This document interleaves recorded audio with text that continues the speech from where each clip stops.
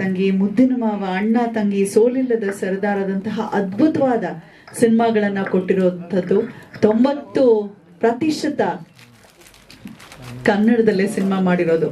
ಪಕ್ಕದ ಗುಂಟೂರಿನವರು ನಮ್ಮ ಓಂ ಸಾಯಿ ಪ್ರಕಾಶ್ ಅವರು. ಮನೆಯ ಭಾಷೆ ತೆಲುಗು ಆದ್ರೂ ಕೂಡ ಅಪರಿಮಿತವಾದಂತಹ ಒಂದು ಕನ್ನಡ ಪ್ರೇಮ. ಹಾಗಾಗಿ ಅವರಿಗೆ ಶುಭಾಶಯವನ್ನ, ಹುಟ್ಟುಹಬ್ಬದ ಹಾರ್ದಿಕ ಶುಭಾಶಯಗಳು. ಸಮಸ್ತ ಎಲ್ಲ ನಮ್ಮ ಕನ್ನಡ ಮನಸ್ಸುಗಳ ಪರವಾಗಿ ಅವರಿಗೆ ಒಳ್ಳೇದಾಗ್ಲಿ ಅಂತ ಹಾರೈಸ್ತೀವಿ. ತಾಯಿ ಭುವನೇಶ್ವರಿ ಅವರಿಗೆ ಮತ್ತಷ್ಟು ಆರೋಗ್ಯ, ಐಶ್ವರ್ಯ, ಅಭಿವೃದ್ಧಿ, ಯಶಸ್ಸು ಎಲ್ಲವನ್ನ ಕರುಣಿಸ್ಲಿ ಅಂತ ಹಾರೈಸ್ತಾ, ಈಗ ಈ ಒಂದು ಸಿಹಿ ಸಮಯದಂದು ಕೇಕ್ ಕತ್ತರಿಸೋ ಮುಖೇನ ಹುಟ್ಟುಹಬ್ಬವನ್ನ ಮಾಧ್ಯಮ ಮಿತ್ರರ ಸಮ್ಮುಖದಲ್ಲಿ ಆಚರಿಸ್ಕೊಳ್ತಾ ಇರುವಂಥದ್ದು. ಸೆಪ್ಟೆಂಬರ್ 10 ಆದಷ್ಟು ಬೇಗ ಸಿನಿಮಾ ರಿಲೀಸ್ ಆಗಲಿ. ಒಂದು ಜಾಗೃತಿಯನ್ನ ಮೂಡಿಸೋದ್ರ ಜೊತೆಗೆ ಮನರಂಜನೆಯನ್ನ ಕೂಡ ನೀಡುವಂತಹ ಸಿನಿಮಾ ಇದಾಗಿದೆ.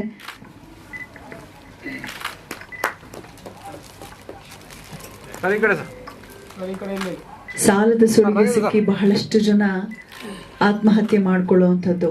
ರೈತರು ತಮ್ಮ ಬೆಳೆಗೆ ಬೆಲೆ ಸಿಗದಾಗ ನೊಂದು ಆತ್ಮಹತ್ಯೆ ಮಾಡ್ಕೊಳ್ಳೋದನ್ನ ನಾವು ಕಾಣ್ತೀವಿ. ಸಮಾಜ ಎದುರಿಸೋದಕ್ಕೆ ಆಗದೆ ಎಷ್ಟೋ ಜನ ಪ್ರೇಮಿಗಳು ಆತ್ಮಹತ್ಯೆ ಮಾಡ್ಕೊಳ್ತಾರೆ. ಹಾಗಾಗಿ ನಮ್ಮ ಒಂದು ಸಿನಿಮಾ ಒಂದು ಸಂದೇಶ ಕೊಡ್ತಾ ಇದೆ, ಎಲ್ಲದಕ್ಕೂ ಪರಿಹಾರ ಆತ್ಮಹತ್ಯೆ ಅಲ್ಲ. ಸವಾಲಿಗೆ ಸವಾಲ್ ಹಾಕಬೇಕು, ಸೋಲಿಗೆ ಸವಾಲನ್ನ ಹಾಕಿಸೋ ಕೆಲಸ ಆಗ್ಬೇಕು ಅಂತ. ಧನ್ಯವಾದಗಳು. ಮತ್ತು ನಮ್ಮ ಇಡೀ ಸಿನಿಮಾ ಟೀಮ್ ಕೂಡ ವೇದಿಕೆಯಲ್ಲಿದ್ದಾರೆ, ಅವರಿಗೂ ಕೂಡ ವಂದನೆಗಳನ್ನ ಅರ್ಪಿಸ್ತಾ ಇಲ್ಲಿಗೆ ಕಾರ್ಯಕ್ರಮ ಮುಕ್ತಾಯಗೊಳಿಸ್ತಾ ಇದ್ದೇವೆ. ಎಲ್ರಿಗೂ ಶುಭವಾಗ್ಲಿ. ವೇದಿಕೆ ಮೇಲಿರುವಂತ ನಮ್ಮ ಕುಟುಂಬದವರು ಮತ್ತು ನನ್ನ ಅನ್ನ ಸಮಾನವಂತ ನಾರಾಯಣಗೌಡ್ರಿಗೆಲ್ಲರಿಗೂ ನಮಸ್ಕಾರ ಮಾಡಿ, ಪತ್ರಿಕಾ ಮಾಧ್ಯಮ ಮಿತ್ರರೆಲ್ಲರಿಗೂ ನನ್ನ ಹೃದಯಪೂರ್ವಕ ನಮಸ್ಕಾರ. ನಿಮ್ಮೆಲ್ಲರಿಗೂ ತಿಳಿದಂತೆ ಸಿನಿಮಾ ಮಾಡೋದು ಸುಲಭ, ಸಿನಿಮಾ ಬಿಡುಗಡೆ ಮಾಡೋದು ಕಷ್ಟ. ಅಂತ ಸ್ಟೇಟಸ್ನಲ್ಲಿ ಇರುವಾಗ ಒಂದಿನ ನಾನು ದಿವ್ಯ ಆಲೂರ್ ಹತ್ರ ಮಾತಾಡಿದ್ದೀನಿ. ಅಮ್ಮ, ಸಿನಿಮಾ ಮಾಡಿದ್ದೀನಿ, ರಿಲೀಸ್ ಮಾಡಬೇಕಂದ್ರೆ ತುಂಬ ಕಷ್ಟ ಇದೆ, ಥಿಯೇಟರ್ ಜನ ಬರ್ತಾರೋ ಬರೋ ಭಯ ಇದೆ ಅನ್ನುವಾಗ ದಿವ್ಯಾ ಒಂದೇ ಮಾತಾಡಿದ್ದಾರೆ, ಅಣ್ಣನ ಒಂದ್ಸಲ ಮೀಟ್ ಮಾಡೋಣ. ಕನ್ನಡ ಪರ ಹೋರಾಟಗಾರರು, ಕನ್ನಡ ಚಿತ್ರರಂಗಕ್ಕೆ ಯಾಕೆ ಸಹಾಯ ಮಾಡಲ್ಲ ಅನ್ನೋರು ಅಂತ ನನ್ನನ್ನು ಆಫೀಸ್ ಕರ್ಕೊಂಡು ಹೋದರು.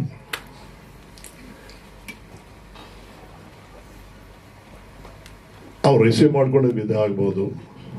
ನಾನು ಎರಡೇ ಮಾತು ಹೇಳಿದ್ದೀನಿ, ಅಣ್ಣ ನಾನು 105 ಪಿಕ್ಚರ್ ಮಾಡಿದ್ದೀನಿ, ಸುಖ ನೋಡಿದ್ದೀನಿ, ಕಷ್ಟ ನೋಡಿದ್ದೀನಿ, ಸದ್ಯಕ್ಕೆ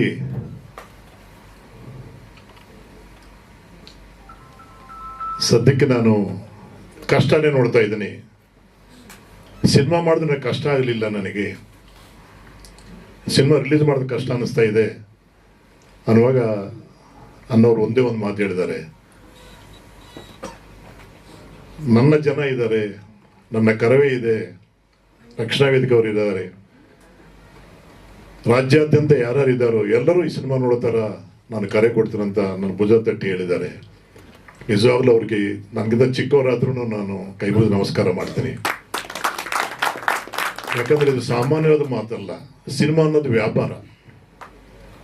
ವ್ಯಾಪಾರ ರಂಗದಲ್ಲಿ ಈ ರೀತಿ ಸಪೋರ್ಟ್ ಮಾಡೋದು ತುಂಬ ಕಷ್ಟ.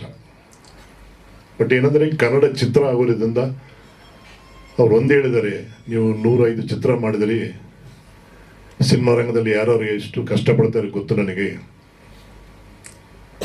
ನಿಮ್ಮ ರಿಲೀಸ್ಗೆ ಏನು ಅರೇಂಜ್ಮೆಂಟ್ ಬೇಕೋ ನಾನು ಮಾಡಿಕೊಡ್ತೇನೆ ಅಂತ ಅವ್ರು ಮಾತು ಕೊಟ್ಟಿದ್ದಾರೆ. ಅಣ್ಣವರು ತುಂಬ ಕಷ್ಟ ಈ ಕಾಲದಲ್ಲಿ, ಬೆನ್ನು ತಟ್ಟೋದು ಬೇರೆ, ಸಪೋರ್ಟ್ ಮಾಡೋದು ಬೇರೆ. ಎರಡು ಥರ ಅನ್ನೋರು ನನಗೆ ಸಪೋರ್ಟ್ ಮಾಡ್ತೇನೆ ಅಂತ ಹೇಳಿದ್ದಾರೆ. ತುಂಬ ಸಂತೋಷ ಆಗತ್ತೆ. ಅವ್ರು ಏನೇನು ಸಮಾಜಕ್ಕೆ ಏನೇನು ಮಾಡ್ತಾ ಇದ್ದಾರೋ ನಾನು ಕಣ್ಣಾರ ನೋಡಿದ್ದೀನಿ. ಎಷ್ಟೋ ಡಿಸ್ಪ್ಯೂಟ್ಸ್ ಸಿನಿಮಾ ರಂಗದಲ್ಲಿ ಆಗ್ಬೋದು, ಬೇರೆ ರೀತಿ ಆಗಬಹುದು, ಎಲ್ಲರಿಗೂ ತುಂಬ ಸಪೋರ್ಟ್ ಮಾಡಿ ನಾನು ಆಫೀಸ್ನಲ್ಲಿ ಕಣ್ಣಾರ ನೋಡಿದ್ದೀನಿ. ನಮ್ಮ ಚಿತ್ರರಂಗದಲ್ಲಿ ಇರೋವಂಥ ಎಷ್ಟೋ ಡಿಸ್ಪ್ಯೂಟ್ಸ್ನ ಅನ್ನೋರು ತುಂಬ ಸುಲಭವಾಗಿ, ತುಂಬ ಈಸಿಯಾಗಿ ಅವ್ರ ಕೈನಿಂದ ದುಡ್ಡು ಕೊಟ್ಟು ಸಾಲ್ವ್ ಮಾಡಿದ ಸನ್ನಿವೇಶ ನಾನು ನೋಡಿದ್ದೀನಿ. ನಾನು ಅವತ್ತು ಇದೇ ವೇದಿಕೆಯಲ್ಲಿ ಡಾಕ್ಟರ್ ರಾಜು ಅವರು ನಾನು ಸಿನಿಮಾ ಮಾಡಿಕೊಡ್ತೀನಿ, cinema director Sai Prakash cinema ಮಾಡಿಸ್ರಂತ ಹೇಳಿದ್ದಾರೆ. ಅದೇ ಆಫೀಸಲ್ಲಿ ಅನ್ನೋರು ಒಂದೇ ಮಾತು ಹೇಳಿದ್ದಾರೆ, ನೀವು ಫ್ರೀಯಾಗಿ ಕೂತ್ಕೋಬಾರ್ದು ಸಾಯಿ ಪ್ರಕಾಶ್, ನೀವು ಕೆಲಸ ಮಾಡ್ತಾ ಇರಬೇಕು. ನೀವು ಎಂತೆಂಥ ಸಿನಿಮಾಗಳು ಮಾಡಿದಿರಿ. ಕರವೇ ತಂಬೂರಿ ಸಂಸ್ಥೆಯಲ್ಲಿ ನೀವೊಂದು ಸಿನಿಮಾ ಮಾಡಿಕೊಡಿ ಅಂತ ಅವರು ಅನ್ನೋರು ಅವತ್ತು ಕೇಳಿದ್ದಾರೆ. ಅಲ್ಲೇ ನಾನು ಕಮರ್ಷಿಯಲ್ ಅಂತ ನಾನು ಯೋಚನೆ ಮಾಡಲ್ಲ, ಒಂದು ಒಳ್ಳೆ ಸಂದೇಶವಂಥದ್ದು ನಿಮ್ಮ ಸಿನಿಮಾ ಮಾಡಿಕೊಡ್ತ ಅಂತ ಹೇಳುವಾಗ ಒಂದು ಸಣ್ಣ ಕಥೆನೂ ಹೇಳಿದ್ದೀನಿ. ಅನ್ನೋರು ಆಕ್ಸೆಪ್ಟ್ ಮಾಡಿದ್ದಾರೆ, ಆ ಸಿನಿಮಾ ಮಾಡೋಣ ಅಂತ ನನಗೆ ಸಪೋರ್ಟ್ ಕೊಟ್ಟಿದ್ದಾರೆ. ಇಂಥ ಕಷ್ಟಕಾಲದಲ್ಲಿ ಸಿನಿಮಾ ರಿಲೀಸ್ ಮಾಡೋಕ್ಕೆ ಸಹಾಯ ಮಾಡೋದು, ಸಿನಿಮಾ ಥಿಯೇಟ್ರಿಗೆ ಜನ ಬರೋದಕ್ಕೆ ಸಪೋರ್ಟ್ ಮಾಡೋದು, ಜೊತೆಯಲ್ಲಿ ನೀವು ಫ್ರೀಯಾಗಿರಬಾರ್ದು, ಇನ್ನೊಂದು ಸಿನಿಮಾ ಮಾಡಬೇಕು, ಅದು ನನ್ನ ಸಂಸ್ಥೆ ಆಗಿರ್ಬೇಕಂತ ಆಶೀರ್ವಾದ ಮಾಡೋದು ತುಂಬ ದೊಡ್ಡ ವಿಷಯ ಅಂತ ನಾನು ಅಂದ್ಕೊಂಡಿದ್ದೀನಿ. ಇಂಥವ್ರ ಸಹಾಯ ಇದ್ದರೆ ನಾವು ಇನ್ನೂ ಎಷ್ಟೆಷ್ಟು ನಾವು ಸಾಧನೆ ಮಾಡ್ಬೋದು ಅಂತ ನಾನು ಅಂದ್ಕೊಂಡಿದ್ದೀನಿ. ನಾರಾಯಣಗೌಡರು ನನಗೆ ತುಂಬ ತುಂಬ ಇಂಥ ಕಷ್ಟ ಸಮಯದಲ್ಲಿ ಸುಖ ಇರುವಾಗ ಎಲ್ಲ ನಮ್ಮ ಹಿಂದೆ ಇರ್ತಾರೆ. ಈ 36 ವರ್ಷ ಕನ್ನಡದಲ್ಲೇ ನಾನು ಹತ್ರ 96 ಚಿತ್ರ ನಿರ್ದೇಶನ ಮಾಡಿದ್ದೀನಿ. ಅಂದರೆ ನೀರಿಂಗ್ ಒಂದು 70 ಜನ ನಿರ್ಮಾಪಕರು ನಾನು ಸಿನಿಮಾ ಮಾಡಿಕೊಟ್ಟಿದ್ದೀನಿ. ಕಷ್ಟ ಸಮಯದಲ್ಲಿ ಯಾರೂ ಬಂದಿಲ್ಲ ನನಗೇನು ಬೇಜಾರಿಲ್ಲ, ಯಾಕಂದರೆ ಇದು ವ್ಯಾಪಾರದಲ್ಲಿ ಲಾಭ ಬರುತ್ತೆ, ನಷ್ಟ ಬರುತ್ತೆ. ನಾನು ಲಾಭ ಬರೋವಾಗ ಸಂತೋಷಪಟ್ಟಿದ್ದೀನಿ, ನಷ್ಟ ಬರೋವಾಗ ನಾನು ಯಾರನ್ನೂ ಬ್ಲೇಮ್ ಮಾಡಲಿಲ್ಲ. ನನ್ನ ಅದೃಷ್ಟ ಏನಂದರೆ ಹತ್ರ 90% ಎಬೋ ನಾನು ಸಕ್ಸಸ್ ಮಾಡಿ ಕೊಟ್ಟಿದ್ದೀನಿ.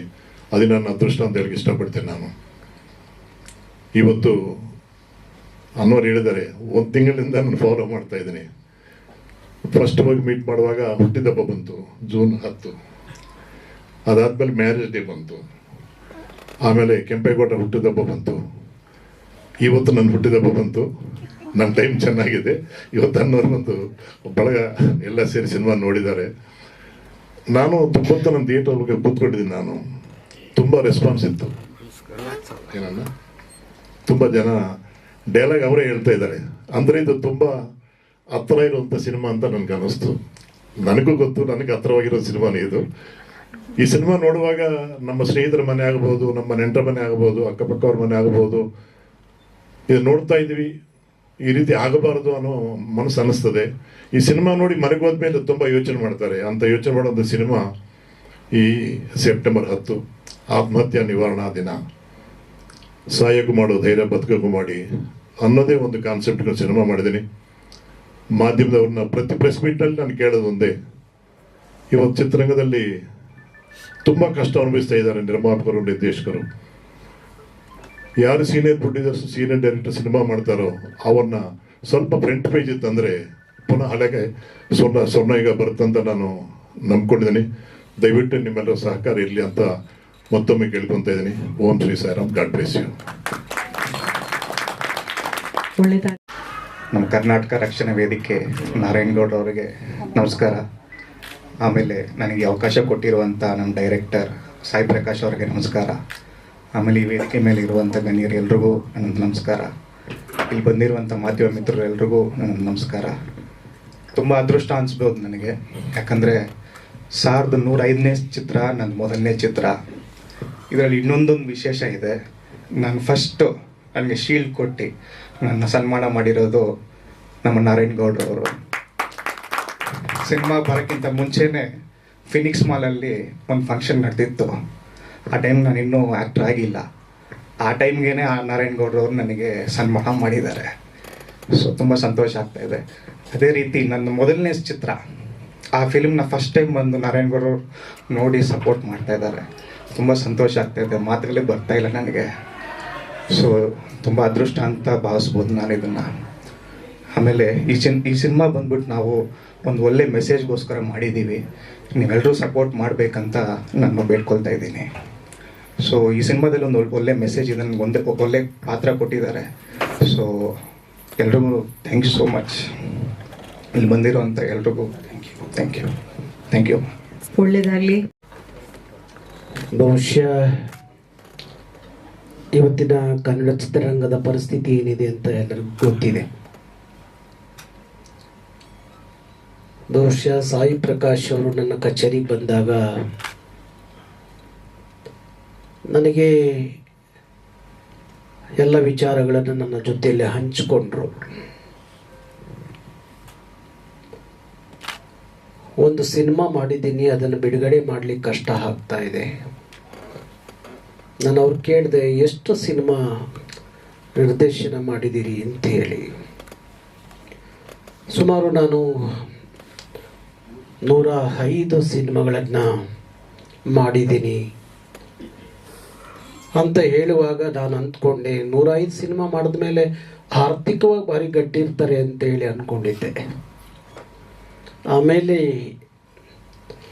ಅವರ ವಿಚಾರಗಳನ್ನ ಗೊತ್ತಾದ ಮೇಲೆ, ತಿಳ್ಕೊಂಡ ಮೇಲೆ, ಪ್ರಾಮಾಣಿಕವಾಗಿ ಯಾವುದೇ ಕ್ಷೇತ್ರದಲ್ಲಿ ಕೆಲಸ ಮಾಡಿದಾಗ ಸಂಪತ್ತನ್ನು ಉಳಿಸ್ಕೊಳ್ಳೋದು ಭಾರಿ ಕಷ್ಟ. ಇವತ್ತು ಅನೇಕರು ಕನ್ನಡ ಚಿತ್ರ ನಿರ್ಮಾಪಕರು, ನಿರ್ದೇಶಕರು, ಕಲಾವಿದರು ಯಾವ ಪರಿಸ್ಥಿತಿಯಲ್ಲಿದ್ದಾರೆ ಅನ್ನೋದು ನಾನು ಭಾರಿ ಹತ್ತಿರವಾಗಿ ಗಮನಿಸಿದ್ದೇನೆ. ಅದರಲ್ಲೂ ಸಹ ಪೋಷಕ ಕಲಾವಿದರಿದ್ದಾರಲ್ಲ, ಅವರ ಕಷ್ಟವನ್ನು ನೋಡಲಿಕ್ಕೆ ಭಾರಿ ಕಷ್ಟ. ಆ ಪರಿಸ್ಥಿತಿಯಲ್ಲಿ ಕನ್ನಡ ಚಿತ್ರರಂಗದ ಕಲಾವಿದರಿದ್ದಾರೆ, ನಿರ್ಮಾಪಕರಿದ್ದಾರೆ, ನಿರ್ದೇಶಕರಿದ್ದಾರೆ. ಕನ್ನಡದಲ್ಲಿ ಬಹುದೊಡ್ಡ ನಿರ್ದೇಶಕರ ಒಬ್ಬರು ಒಂದು ಸಿನಿಮಾ ಮಾಡಿ ಅದನ್ನು ಬಿಡುಗಡೆ ಮಾಡಲಿಕ್ಕೆ ಭಾರಿ ಕಷ್ಟ ಅನ್ನುವ ಕಾಲ ಇದೆ ಎನ್ನುವಾಗ ನಾವು ಯೋಚನೆ ಮಾಡಬೇಕು. ಅದಕ್ಕಾಗಿ ನಾನು ಅವ್ರಿಗೆ ಬೇರೆ ಮಾತು ಏನು ಹೇಳಲಿಲ್ಲ. ನಿಮ್ಮ ಜೊತೆಯಲ್ಲಿ ನಾನಿದ್ದೀನಿ, ಕರವೇ ಕಾರ್ಯಕರ್ತರು ನಿಮ್ಮ ಜೊತೆಯಲ್ಲಿ ಇರ್ತಾರೆ, ನೀವು ಸಿನಿಮಾ ಬಿಡುಗಡೆ ಮಾಡಿ.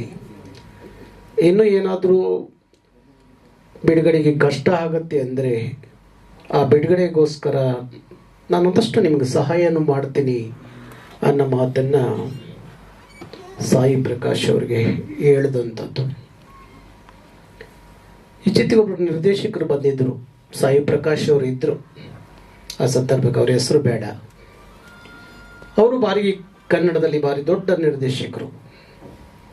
ಬರೀ 6.5-7 ಲಕ್ಷ ದುಡ್ಡು ಕಟ್ಟಲಿಕ್ಕೆ ಆಗದಲ್ಲೇ ಎಷ್ಟು ಕಷ್ಟದಲ್ಲಿ ನೊಂದು ನನ್ನ ಕಚೇರಿಯಲ್ಲಿ ಕೂತು ಮಾತಾಡ್ತಿದ್ರು ಅಂದರೆ ಭಾರಿ ಆಶ್ಚರ್ಯ ಆಯಿತು.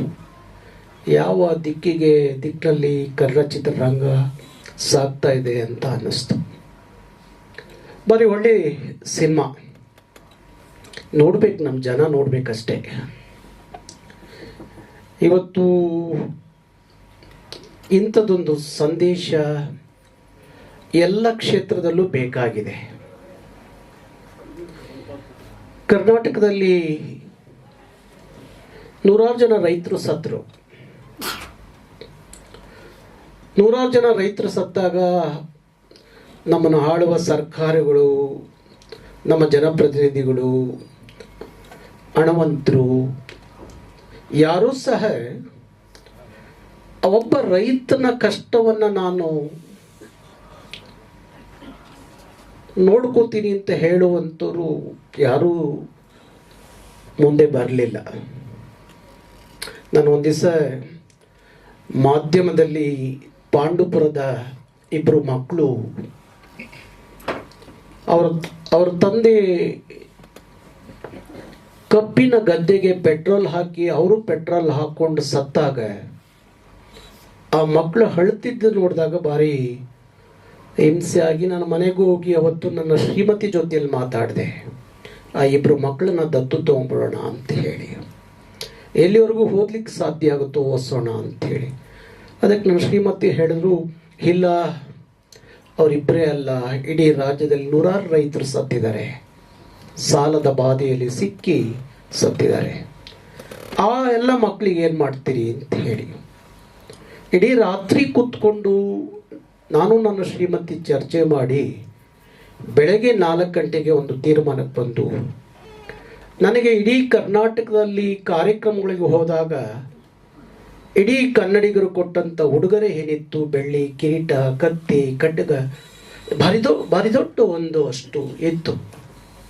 ಅದನ್ನೆಲ್ಲ ಸಿಟಿಡಲ್ ಹೋಟ್ಲಲ್ಲಿ ಸಾರ್ವಜನಿಕವಾಗಿ ಹರಾಜು ಹಾಕಿ ಬಂದಂಥ 90 ಲಕ್ಷ ರೂಪಾಯಿನ 90 ಜನ ರೈತರ ಮಕ್ಕಳಿಗೆ ಶಿಕ್ಷಣಕ್ಕೆ ಅಂತ ಹೇಳಿ ಆ ಹಣವನ್ನು ನಾನು ಕೊಟ್ಟೆ. ಹಾಗಾಗಿ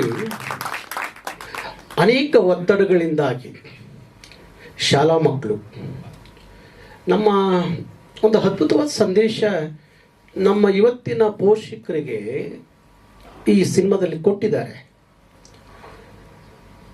35 ಅಂಕ ತಗೊಂಡು ಪಾಸಾಗಿ ಭಾರಿ ಉನ್ನತವಾದಂಥ ಸ್ಥಾನಮಾನದಲ್ಲಿ ಇರುವವ್ರನ್ನ ನಾವು ನೋಡಿದ್ದೀವಿ.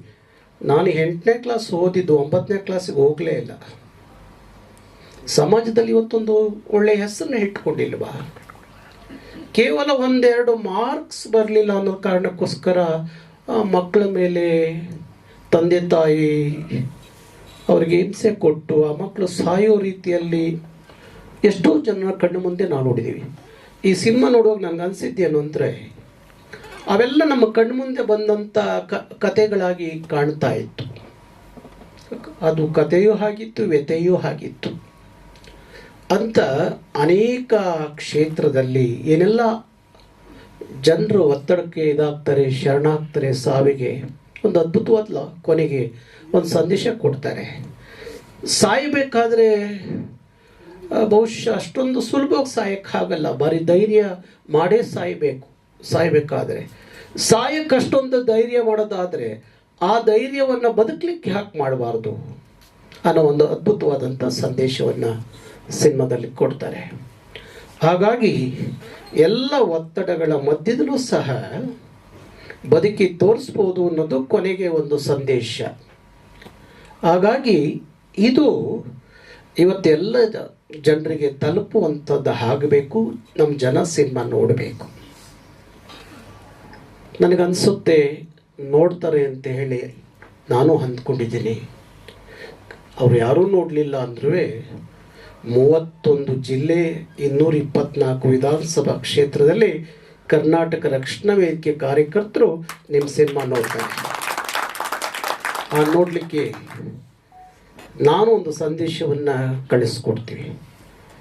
ಬಹುಶಃ ಯಾವತ್ತೂ ಯಾವ ಸಿನಿಮಾಕ್ಕೂ ಸಹ ನಾವು ಒಬ್ಬ ನಿರ್ಮಾಪಕನ ಪರವಾಗಿ, ಒಬ್ಬ ನಿರ್ದೇಶಕರ ಪರವಾಗಿ ಅನೇಕ ಸಂದರ್ಭದಲ್ಲಿ ನಾವು ನಿಂತ್ಕೊಂಡಿದ್ದೀವಿ. ಹಾಗೆ ಸಾಯಿ ಪ್ರಕಾಶ್ ಅವರು ಕರ್ನಾಟಕ ಕಂಡಂಥ, ದೇಶ ಕಂಡಂಥ, ಬಹುಶಃ ಯಾವ ಭಾಷೆಯಲ್ಲಿ ಇಷ್ಟು ಒಂದು ಸಿನಿಮಾ ನಿರ್ದೇಶನ ಮಾಡಿದಂಥ ನಿರ್ದೇಶಕರು ಇರ್ಲಿಕ್ಕೆ ಸಾಧ್ಯ ಇಲ್ಲ. ಅದು ಸಾಯಿ ಪ್ರಕಾಶ್ ಅವರು ನಮ್ಮ ಕಣ್ಣು ಬಂದಿದ್ದಾರೆ. ಹಾಗಾಗಿ ಅವ್ರಿಗಿರುವಂಥ ಧಾರ್ಮಿಕವಾದಂಥ ಚಿಂತನೆ, ಸಾಮಾಜಿಕವಾದಂಥ ಚಿಂತನೆ, ಅವ್ರು ಹೇಳ್ತಾ ಇದ್ರು ಅವರ ಮಾತೃಭಾಷೆ ಬೇರೆ ಆದರೂ ಸಹ ಅವರು 100ಕ್ಕೆ 100ರಷ್ಟು ತನ್ನ ಕನ್ನಡದ ಕಾಳಜಿ, ಕಳಕಳಿ, ಪ್ರೀತಿ, ಅಭಿಮಾನ ಎಲ್ಲವನ್ನ ತನ್ನೊಳಗಡೆ ಅಡಗಿಸ್ಕೊಂಡು ಇರುವಂಥವ್ರು. ಹಾಗಾಗಿ ಆ ಕನ್ನಡದ ಪ್ರೀತಿ, ಅಭಿಮಾನ, ಕಾಳಜಿ ನಾವು ಇವತ್ತು ಅವರ ಜೊತೆಯಲ್ಲಿ ನಾವಿದ್ದೀವಿ ಅಂತ ಹೇಳಲಿಕ್ಕೆ ಸಾಧ್ಯ ಆಗಿದೆಯೇನೋ ಅಂತ ಅನಿಸುತ್ತೆ. ಹಾಗಾಗಿ ನೀವು ಸಿನಿಮಾ ನಿಲ್ಲಿಸಬೇಡಿ ಅಂತ ಹೇಳಿದೆ ನಾನು. ಸಿನಿಮಾ ನಿಲ್ಲಿಸಬೇಡಿ, ಸಿನಿಮಾ ಮುಂದುವರಿಸಿ, ಒಂದು ಸಮಾಜಕ್ಕೆ ಇಂಥದ್ದೊಂದು ಸಂದೇಶ ಕೊಡುವಂಥ ಇನ್ನೊಂದು ಯಾವುದಾದ್ರು ಕತೆ ಇದ್ದರೆ ಹೇಳಿ, ನಾನು ನಿಮ್ಮ ಜೊತೆಯಲ್ಲಿ ಇರ್ತೀನಿ ಅಂತೇಳಿ ಅವ್ರಿಗೆ ಹೇಳಿದ್ದೀನಿ. ಹಾಗಾಗಿ ಅವ್ರಿಗೆ ಒಳ್ಳೇದು ಆಗಬೇಕು. ಬಹುಶಃ ಇಲ್ಲೆಲ್ಲ ಕಲಾವಿದರು ಇದ್ದಾರೆ. ಕನ್ನಡ ಚಿತ್ರರಂಗದಲ್ಲಿ ಇವತ್ತು ಎಷ್ಟು ಜನ ಪೋಷಕ ನಟರ ಕತೆ ಕೇಳ್ತಾ ಇದ್ದರೆ ಅವ್ರದ್ದೇ ಒಂದೊಂದು ಸಿನಿಮಾ ಮಾಡ್ಬೋದು. ಅಷ್ಟು ಕತೆ ವ್ಯತೆ ಇರುವಂಥದ್ದು.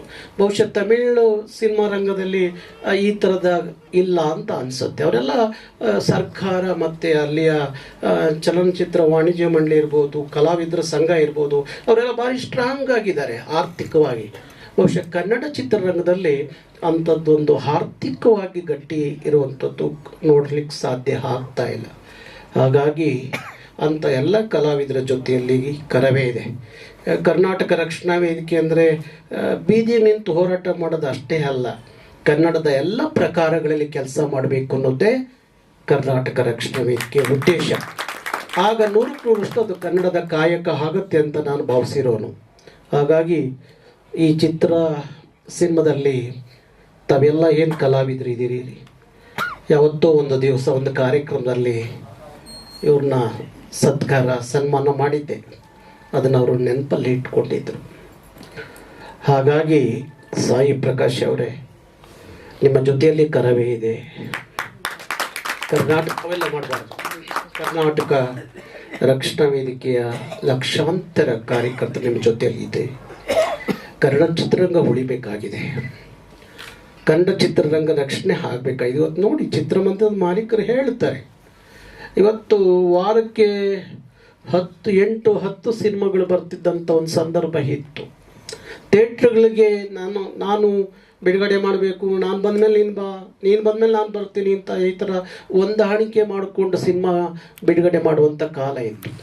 ಇವತ್ತು ಒಂದು ಚಿತ್ರಮಂದಿರದವರು ನಾವು ಬಾಗ್ಲಾಕೋ ಪರಿಸ್ಥಿತಿ ಬಂದು ಒಂದು ಸಿನಿಮಾ ಕನ್ನಡದಲ್ಲಿ ತೆಗಿಯೋರಿಲ್ಲ, ಮಾಡೋರಿಲ್ಲ ಅನ್ನೋ ಪರಿಸ್ಥಿತಿ ಬಂದಿದೆ ಕನ್ನಡ ಚಿತ್ರರಂಗ. ಹಾಗಾಗಿ ತಾವೆಲ್ಲ ಒಂದು ಮಾಧ್ಯಮದ ಗೆಳೆಯರು, ವಿಶೇಷವಾಗಿ ತಾವು ಇವರಿಗೆ ಹೆಚ್ಚು ಶಕ್ತಿ ತುಂಬಬೇಕು. ಇಂಥದ್ದೊಂದು ಸಂದೇಶವನ್ನು ಮನೆ ಮನೆಗೆ ತಲುಪಿಸುವಂಥ ಶಕ್ತಿ ಅದು ನಿಮ್ಮ ಮಾಧ್ಯಮದ ಮುಖಾಂತರ ಆಗಬೇಕು. ಯಾಕೆಂದರೆ ದೇಶದಲ್ಲಿ ಭಾರಿ ದೊಡ್ಡ ಮಾಧ್ಯಮ ಅಂದರೆ ಅದು ನೀವು. ಹಾಗಾಗಿ ನಿಮ್ಮ ಮುಖಾಂತರ ಕನ್ನಡಿಗರ ಮನೆಗೆ ಈ ಸಿನಿಮಾ ತಲುಪಲಿ, ಅಲ್ಲಿ ಜನ ಬಂದು ಸಿನಿಮಾ ಚಿತ್ರಮಂದಿರಕ್ಕೆ ಬಂದು ನೋಡುವಂಥದ್ದು ಆಗಲಿ ಅಂತೇಳಿ ಹಾರೈಸ್ತೀನಿ. ಅವರ ಜೊತೆಯಲ್ಲಿ ನಾನಿದ್ದೀನಿ, ಕರ್ನಾಟಕ ರಕ್ಷಣಾ ವೇದಿಕೆ ಇದೆ ಅಂತ ಹೇಳಿ ನಾನು ಮಾತಿಗೆ ವಿರಾಮ ಕೊಡ್ತೀನಿ. ಎಲ್ಲರಿಗೂ ಹುಷಾರು. ಓಂ ಸಾಯಿ ಪ್ರಕಾಶ್. ಸಮಸ್ಯೆ ಕನ್ನಡ ಸಿನಿಮಾಗಳಿಗೆ ಥಿಯೇಟರ್ಗಳು ಅಷ್ಟು ಈಸಿ ಸಿಗಲ್ಲ. ನೀವು ಈ ಥರ ಹೇಳಿದಿರಿ ಪಾಪ, ಅವ್ರು ಹೋದಾಗ ಏನಾಗುತ್ತೆ, ಮಾರ್ನಿಂಗ್ ಶೋ ಅಥವಾ ನಾನ್ ಪ್ರಿಂಟ್ ಟೈಮ್ ಅಂದರೆ ಜನ ನೋಡೋದಿರುವಂಥ ಬರೋಕ್ಕಾಗಿರೋ ಸಮಯದಲ್ಲಿ ಅವ್ರು ಚಿತ್ರಮಂದಿರ ಕೊಡ್ತಾರೆ. ಕನ್ನಡ ಸಿನಿಮಾಗಳು ಉಳ್ಕೊಳ್ಳೋದು ತುಂಬ ಕಷ್ಟ. ಆದರೆ ಪ್ರಮುಖವಾಗಿ ಸಂಜೆ ಹೊತ್ತು ಶೋಗಳು ಕೊಟ್ಟರೆ ಜನ ಬಿಡುಗಡೆ ಮಾಡ್ಕೊಂಡು ಬಂದು ನೋಡ್ತಾರೆ. ಅವ್ರು ಬೆಳಗ್ಗೆ ಒಂದು ಶೋ ಕೊಡ್ತಾರೆ ಅಥವಾ ಎಲ್ಲ ಬೆಳೆದಿರೋ ಕಡೆ ಶೋ ಕೊಡ್ತಾರೆ. ಮಾಲ್ಗಳಲ್ಲಿ ಕೊಟ್ಬಿಡ್ತಾರೆ. ಮಾಲ್ಗಳಲ್ಲಿ ಏನಾದ್ರು ಒಂದು ಶೋ ರನ್ ಆಗದಿರೋ ಅವ್ರು ಟಿಕೆಟ್ಸ್ ಏನಾದರೂ ಅವ್ರು ತೆಗೆದಾಕ್ತಾರೆ ಶೋನ. ಸೊ ಅಂಥ ಟೈಮಲ್ಲಿ ಅದು ಉಳಿಸ್ಕೊಳ್ಳೋದು ಹೇಗೆ ಅನ್ನೋದು, ಯಾಕಂದ್ರೆ ನೀವು ಒಂದಷ್ಟು ಸ್ಟ್ರಾಂಗ್ ಅದನ್ನೇ ಹೇಳಿದ್ದು. ಅವರ ಎಲ್ಲ ವಿಚಾರದಲ್ಲೂ ಕರವೇ ನಿಂತ್ಕೋತೀವಿ. ಬರ್ತಾರೆ. ಬಹುಶಃ ನಿಮ್ಮ ವಾಣಿಜ್ಯ ಮಂಡಳಿಗೆ ಎಷ್ಟು ಜನ ಹೋಗ್ತಾರೆ ಗೊತ್ತಿಲ್ಲ. ಇಲ್ಲಿ ಪ್ರಿಯಾಸನ್ ಕೂತಾರೆ. ವಾಣಿಜ್ಯ ಮಂಡಳಿಗೆ ಎಷ್ಟು ಜನ ಚಿತ್ರಮಂದಿರ ಸಿಗಲಿಲ್ಲ ಅಂತ ಹೋಗ್ತಾರೋ ಇಲ್ಲೋ ಗೊತ್ತಿಲ್ಲ. ಕರ್ನಾಟಕ ರಕ್ಷಣಾ ವೇದಿಕೆ ಕಚೇರಿ ತುಂಬ ಜನ ಬರ್ತಾರೆ. ಎಲ್ಲಾದರೂ ನಮಗೆ ಚಿತ್ರಮಂದಿರ ಕೊಡಿಸಿ ಸರ್, ನಮ್ಮ ಸಿನಿಮಾಗಳು ತೆಗೆದಿದ್ದಾರೆ, ಯಾವುದೋ ಬೇರೆ ಭಾಷೆಯ ಸಿನಿಮಾಗಳು ಹಾಕಿದ್ದಾರೆ. ಇತ್ತೀಚೆಗೆ ಅದ್ಯಾವುದು ಮಾದೇವ ಅಂತ ಪ್ರಭಾಕರ್ ಅವರ ಮಗ ಸಿನಿಮಾ ವಾಣಿಜ್ಯ ಮಂಡಳಿಗೆ ಅವರೇನು ಕೇರೆ ಮಾಡಲಿಲ್ಲ. ನಾವು ಗಲಾಟೆ ಮಾಡೋದು, ನಮ್ಮ ಹುಡುಗರು ಗಲಾಟೆ ಮಾಡಿದ್ರು, ಕೊಡಲೇಬೇಕು ಅಂತ ಹೇಳಿ. ನಮ್ಮ ನಿರ್ಮಾಪಕರು ಅದ್ಯಾವುದು ಇನ್ನೊಂದು ಕನ್ನಡ ಸಿನಿಮಾನೇ, ಆ ಸಿನಿಮಾ ತೆಗೆದು ಇನ್ನೊಂದು ಕನ್ನಡ ಸಿನಿಮಾ ಹಾಕೋದಂತೆ. ಯಾವ ಪರಿಸ್ಥಿತಿ ಇದೆ ನೋಡಿ. ಅದಕ್ಕಾಗಿ ಚಿತ್ರಮಂದಿರದ ವಿಚಾರ ಬಂದಾಗಲೂ ಸಹ ನಾವು ಅವ್ರ ಜೊತೆಲಿ ನಿಂತ್ಕೋತೀವಿ. ಅವರಿಗೆ ಹಾಗೆ ಚಿತ್ರಮಂದಿರ ಕೊಡಿಸ್ಬೇಕು ಅಂತ ನಮಗೆ ಗೊತ್ತಿದೆ, ಕೊಡಿಸ್ತೀವಿ.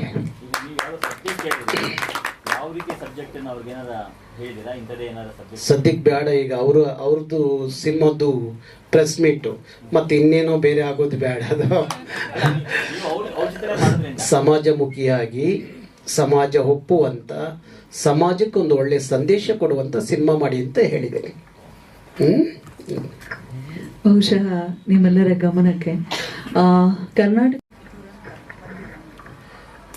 ಅದೇ ಆಗಿರೋದು. ಈಗ ಈ ವ್ಯವಸ್ಥೆಯಲ್ಲಿ ನಾನು ಮೊನ್ನೆ ಹೇಳ್ತಾ ಇದ್ದೆ, ಪ್ರಗತಿ ಇದ್ದರೆ ಈ ದೇಶದ ಪ್ರಗತಿ ಏನು ಅಂತ. ಈ ದೇಶದ ಪ್ರಗತಿ ಯಾರ ಪಾಲಿಗೆ ಅಂದರೆ ನೂರಾರು ಜನ ಮಠಾಧೀಶರ ಪಾಲಿಗೆ, ನೂರಾರು ಜನ ಅಧಿಕಾರಿಗಳ ಪಾಲಿಗೆ, ನೂರಾರು ಜನ ಉದ್ಯಮಿಗಳ ಪಾಲಿಗೆ, ನೂರಾರು ಜನ ರಾಜಕಾರಣಿಗಳ ಪಾಲಿಗೆ. ಈ ರಾಜ್ಯೋತ್ಸವ ಪ್ರಶಸ್ತಿಯನ್ನು ನಾನು ಬಂಗಾರಪ್ಪನವರಿದ್ದಾಗ ಒಂದ್ಸಲಿ ಪ್ರಶ್ನೆ ಮಾಡಿದ್ದೆ.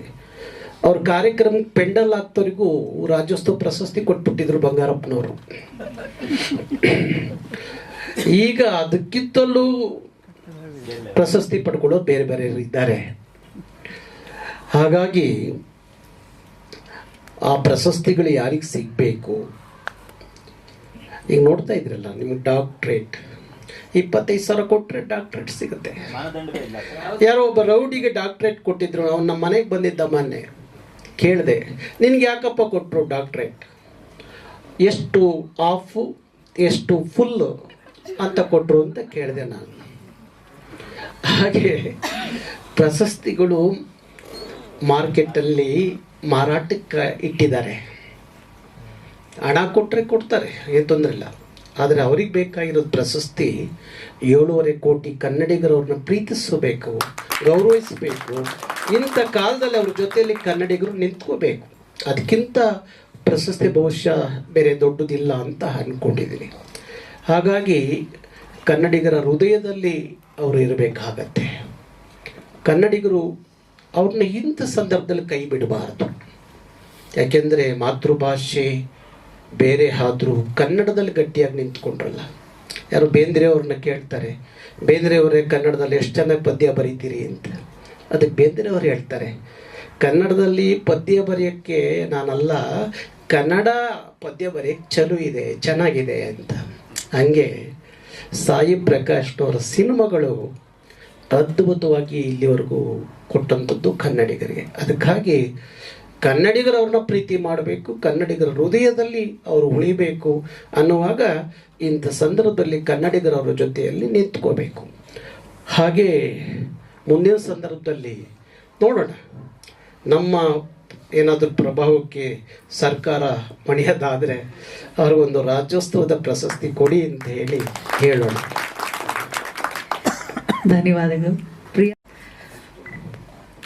ಎಲ್ರಿಗೂ ನಮಸ್ಕಾರ. ನಮ್ಮ ಮಾಧ್ಯಮ ಮಿತ್ರರವರಿಗೆ, ಇದು ನನ್ನ ಫ್ಯಾಮಿಲಿ ಥರ ನಾನು ಯಾವಾಗಲೂ ಹೇಳ್ತೀನಿ, ನನ್ನ ಕುಟುಂಬದವರಿಗೆ, ಮತ್ತು ವೇದಿಕೆ ಮೇಲಿರುವಂಥ ನಮ್ಮ ಕರವೇ ರಾಜ್ಯಾಧ್ಯಕ್ಷರಾದ ನಾರಾಯಣಗೌಡರು ಅಣ್ಣ ಅವರಿಗೆ, ನಮ್ಮ ಆತ್ಮೀಯ ಅಣ್ಣ, ನಮಗೆ ನಿಜವಾಗ್ಲೂ ಅವ್ರ ಬಗ್ಗೆ ಹೇಳೋಕ್ಕೆ ತುಂಬ ಇದೆ. ಹಾಗೂ ನಮ್ಮ ಸಾಯಿ ಪ್ರಕಾಶ್ ಅವ್ರಿಗೆ, ವೇದಿಕೆ ಮೇಲಿರುವಂಥ ಎಲ್ಲ ಗಣ್ಯರಿಗೆ ನಿಮ್ಮ ಪ್ರಿಯ ಹಾಸನ್ ಮಾಡುವ ನಮಸ್ಕಾರಗಳು.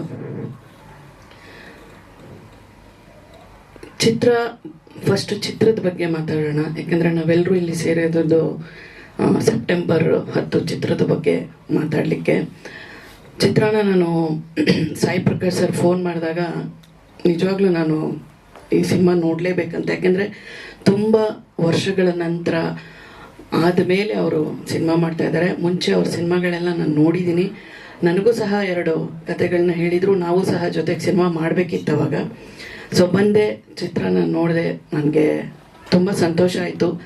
ಇದು ಕಮರ್ಷಿಯಲ್ ಆಸ್ಪೆಕ್ಟ್ಸ್ ಇಲ್ಲದೆ ಇರೋವಂಥ ಚಿತ್ರ ಆದ್ರೂ ಒಂದು ಒಳ್ಳೆ ಕಂಟೆಂಟ್, ಇವಾಗ ಏನು ಕಂಟೆಂಟ್ ಇರೋವಂಥ ಚಿತ್ರಗಳು ಮಾಡಬೇಕು. ಯಾಕಂದರೆ ಇವಾಗ ಮುಂಚೆ ಥರ ಇಲ್ಲ, ತುಂಬಾ ಬದಲಾಗಿದೆ, ಡಿಜಿಟಲ್ ಆಗಿದೆ, ಮತ್ತು ಪ್ರೇಕ್ಷಕರ ಒಂದು ಏನು ಅಭಿರುಚಿ ಇದೆ ಅದು ಬದಲಾಗಿದೆ, ಎಲ್ಲ ಟ್ರೆಂಡ್ ಫುಲ್ ಎಲ್ಲ ಅಪ್ಡೇಟ್ ಆಗಿದ್ದಾರೆ. ಸೊ ಆ ಒಂದು ಇದಕ್ಕೆ ಚಿತ್ರ ಇರುತ್ತೆ ಅಂತ ನಾನು ಬಂದು ನೋಡಿದೆ. ತುಂಬ ಒಳ್ಳೆ ವಿಷಯಗಳನ್ನ ಹೇಳಿದ್ದಾರೆ. ನಾನು ಒಂದು ಹೇಳೋದೇನೆಂದರೆ, ಏನೇ ಟ್ರೆಂಡ್ ಚೇಂಜ್ ಆಗಲಿ, ಏನೇ ಚೇಂಜ್ ಆದ್ರೂ ನಮ್ಮ ಒಂದು ಸಂಬಂಧಗಳು, ನಮ್ಮ ವಿಶ್ವಾಸ, ನಮ್ಮ ಬಾಂಧವ್ಯ, ಕುಟುಂಬ, ಈ ಒಂದು ಬೇಸಿಕ್ ಇರುತ್ತಲ್ಲ, ಆ ಬೇಸಿಕ್ ಯಾವತ್ತೂ ಚೇಂಜ್ ಆಗಲ್ಲ ಅಲ್ವಾ. ನಮ್ಮ ಮಕ್ಕಳು ಅಂದಾಗ ನಾವು ಮಿಡಿತೀವಿ. ಅದರಲ್ಲಿ ಒಂದು 7 ಕುಟುಂಬದ ಬಗ್ಗೆ ಕತೆ ಹೇಳಿದ್ದಾರೆ. ಎಲ್ಲ ನಮ್ಮ ರಿಯಲ್ ಇನ್ಸಿಡೆಂಟ್ಸ್ ನಡೆದಂಗಿದೆ, ಎಲ್ಲರೂ ಮನೆಗಳಲ್ಲಿ ನಡೆಯುವಂಥ ಕತೆಗಳು. ಆ ಸೀನ್ ನಮ್ಮ ಕಣ್ಮುಂದೆ ಬಂದೋದಾಗ ಹೌದಲ್ವಾ, ಕೆಲವೊಬ್ರಿಗೆ ಅವ್ರ ಮನೆಗಳಲ್ಲಿ ಈ ಥರ ಒಂದು ಇನ್ಸಿಡೆಂಟ್ ನಡೆದಾಗ ಅವ್ರಿಗೆ ಅದು ಅರಿವಾಗತ್ತೆ, ಓ ಹೌದಲ್ವಾ, ನಾವು ಪ್ರೆಷರ್ ಕೊಡ್ತಾ ಇದ್ದೀವಿ ಮಕ್ಕಳಿಗೆ ಅಂತ. ಎಷ್ಟೋ ಜನ ಇದನ್ನ ತಿದ್ಕೋತಾರೆ. ತುಂಬ ಒಳ್ಳೆ ಸಿನಿಮಾ ಮಾಡಿದ್ದಾರೆ. ಜನಕ್ಕೆ ಅದು ರೀಚ್ ಆಗೋದು ತುಂಬ ಮುಖ್ಯ. ಇವಾಗ ಹೇಗಾಗಿದೆ ಅಂದರೆ, ಕಮರ್ಷಿಯಲ್ ಸಿನಿಮಾ ಮಾಡಿದ್ರೆ ಒಂಥರ, ಕಂಟೆಂಟ್ ಇರೋ ಸಿನಿಮಾ ಮಾಡಿದ್ರೆ ಒಂಥರ.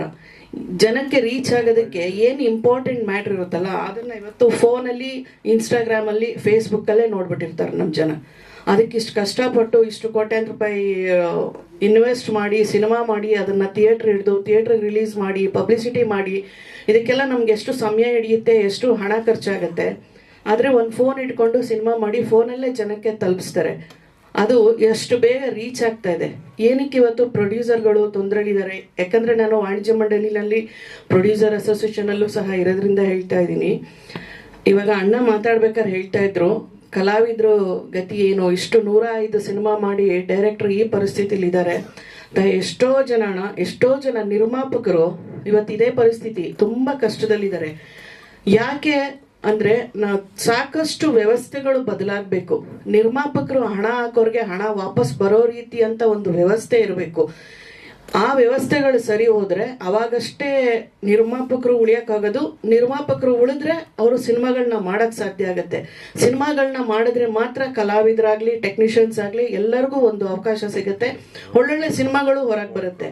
ಇಲ್ಲಿ ಎಲ್ಲಿ ಬೇಸಿಕ್ ಇದೇ ಸರಿ ಇಲ್ಲ ಅಂದಾಗ ಎಷ್ಟು ಸಿನಿಮಾಗಳು ಮಾಡ್ತಾರೆ. ಹೊಸ ಹೊಸ ನಿರ್ಮಾಪಕರು ಬಂದು ಇವತ್ತು ಸಿನಿಮಾ ಮಾಡ್ತಿದ್ದಾರೆ ಬಿಟ್ರೆ, ಇವತ್ತು ಸಿನಿಮಾ ಮಾಡೋಕ್ಕೆ 2 ಗುಂಡಿಗೆ ಬೇಕು. ನಿಜವಾಗ್ಲು ನಾವು ಅವಾಗ ಮಾಡ್ಬೇಕಾದ್ರೇನೆ ಕಷ್ಟ ಇತ್ತು, ಆದ್ರೆ ಇವಾಗ ಇನ್ನೂ ಕಷ್ಟ ಇದೆ. ಸಿನಿಮಾ ಮಾಡೋದು ಈಸಿ, ಆದ್ರೆ ಅದನ್ನ ತಲುಪಿಸಿ ಆ ಹಣ ವಾಪಸ್ ಬರೋದಿದೆಯಲ್ಲ ಅದು ತುಂಬಾ ಕಷ್ಟ.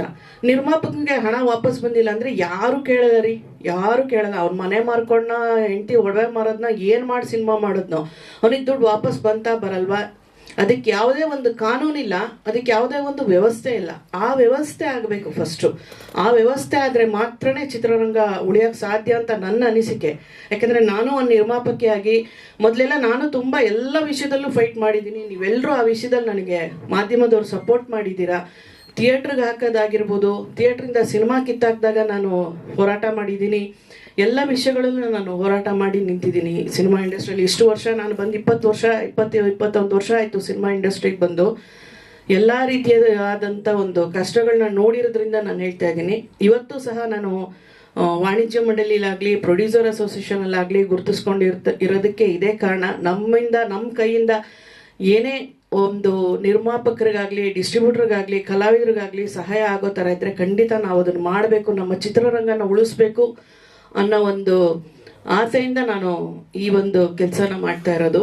ನಿಜವಾಗ್ಲೂ ಆ ವ್ಯವಸ್ಥೆ ಬದಲಾಗಕ್ಕೆ ಇವಾಗ ಅಣ್ಣ ಹೇಳಿದ್ರು, ಇದು ಒಂದು ಹೊಸ ಅಧ್ಯಾಯ ಸ್ಟಾರ್ಟ್ ಆಗ್ತಾ ಇದೆ. ನಿಜವಾಗ್ಲೂ ಅಣ್ಣ ಹೇಳಿದ ಪ್ರಕಾರ ಕರವೇ ಅವರು ಕನ್ನಡ ಚಿತ್ರರಂಗಕ್ಕೆ ಕನ್ನಡಗೆ ನೆಲ ಜಲ ಅಂತ ಮಾತ್ರ ಹೋರಾಟ ಮಾಡಿಲ್ಲ, ತುಂಬ ಹೋರಾಟಗಳನ್ನ ಮಾಡಿದ್ದಾರೆ. ಅವ್ರ ಹೋರಾಟದ ಜೊತೆಗೆ ನಾನು ಸಹ ತುಂಬ ಹೋರಾಟಗಳಲ್ಲಿ ಕೈ ಜೋಡಿಸಿ ನಾನು ಅವ್ರ ಜೊತೆಗೆ ಹೋರಾಟಗಳನ್ನ ಮಾಡಿದ್ದೀನಿ.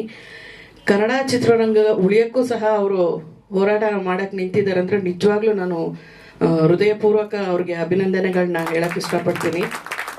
ಇದು ಒಂದು ಹೊಸ ಅಧ್ಯಾಯ ಶುರುವಾಗಲಿ. ಒಬ್ಬ ನಿರ್ಮಾಪಕ ಈ ಥರ ಆಗಿ ಕರವೇ ಅವರು ಎಲ್ಲ ರಾಜ್ಯಾದ್ಯಂತ ಕರವೇ ಅವರು ನಮ್ಮ ಕನ್ನಡಿಗರು ಇರೋದ್ರಿಂದ ಅವರೆಲ್ಲ ಸಿನಿಮಾ ನೋಡಿದ್ರೆ ಮೌತ್ ಟು ಮೌತ್ ಪಬ್ಲಿಸಿಟಿ ಆಗುತ್ತೆ. ಅರ್ಧ ಸಿನಿಮಾ ಗೆದ್ದಂಗೆ, ನಿರ್ದೇಶಕರಾಗಲಿ ನಿರ್ಮಾಪಕರಾಗಲಿ ಕನ್ನಡ ಸಿನಿಮಾಗಳಾಗಲಿ ಗೆದ್ದಂಗೆ. ಅದು ನಮ್ಮೆಲ್ಲ ಕನ್ನಡಿಗರಿಗೂ ಖುಷಿ ಆಗುವಂಥ ಒಂದು ವಿಷಯನೇ. ಸೊ ಇದರಿಂದನೇ ಒಂದು ಹೊಸ ಅಧ್ಯಾಯ ಸ್ಟಾರ್ಟ್ ಆಗಿ ಮತ್ತೆ ಹೊಸ ಒಂದು ನಿರ್ಮಾಪಕರಿಗಾಗಲಿ ಕಲಾವಿದರಿಗಾಗಲಿ ನಿರ್ದೇಶಕರಿಗಾಗಲಿ ಒಂದು ಸ್ಫೂರ್ತಿ ತುಂಬ್ದಂಗೆ ಆಗುತ್ತೆ. ನಿಜವಾಗ್ಲೂ ಇದು ಒಂದು ಒಳ್ಳೆ ಕೆಲಸ ಆಗಲಿ, ಒಳ್ಳೇದಾಗಲಿ. ಸಾಯಿ ಪ್ರಕಾಶ್ ಸರ್ಗೆ ಇನ್ನೂ ಒಳ್ಳೊಳ್ಳೆ ಸಿನಿಮಾಗಳನ್ನ ಮಾಡಲಿ ಅವರು. ಮತ್ತು ನಾನು ಅಣ್ಣವ್ರಿಗೂ ಹೇಳಕ್ಕೆ ಇಷ್ಟಪಡ್ತೀನಿ, ಅವ್ರಿಗೆ ನಿಜವಾಗ್ಲೂ ನಾನು ಅಭಿನಂದನೆಗಳನ್ನ ಹೇಳ್ತೀನಿ. ಈ ವ್ಯವಸ್ಥೆನ ಸರಿ ಮಾಡೋ ಅಂತ ಒಂದು ಪರಿಸ್ಥಿತಿ ಕ್ರಿಯೇಟ್ ಆದರೆ ತುಂಬ ಒಳ್ಳೆಯದು.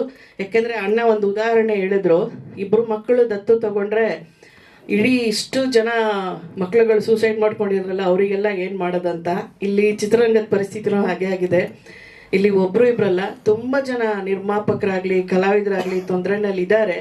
ಅದಕ್ಕೆ ಸರಿಯಾದ ವ್ಯವಸ್ಥೆ ಮಾಡಬೇಕಂದಾಗ ನಾ ಹೇಳ್ದಂಗೆ ನಿರ್ಮಾಪಕರುಗಳಿಗೆ ದುಡ್ಡು ಬರಬೇಕು. ನಿರ್ಮಾಪಕರಿಗೆ ಹಣ ಯಾವತ್ತು ವಾಪಸ್ ಬರುತ್ತೋ ಅವತ್ತೇ ಇನ್ನೊಂದು ಸಿನಿಮಾ ಮಾಡೋ ಅಂಥ ಧೈರ್ಯ ಮಾಡೋಕ್ಕೆ ಸಾಧ್ಯ. ಆ ಒಂದು ವ್ಯವಸ್ಥೆ ಆಗಲಿ ಅಂತ ನಾನು ಆಶಿಸ್ತೀನಿ.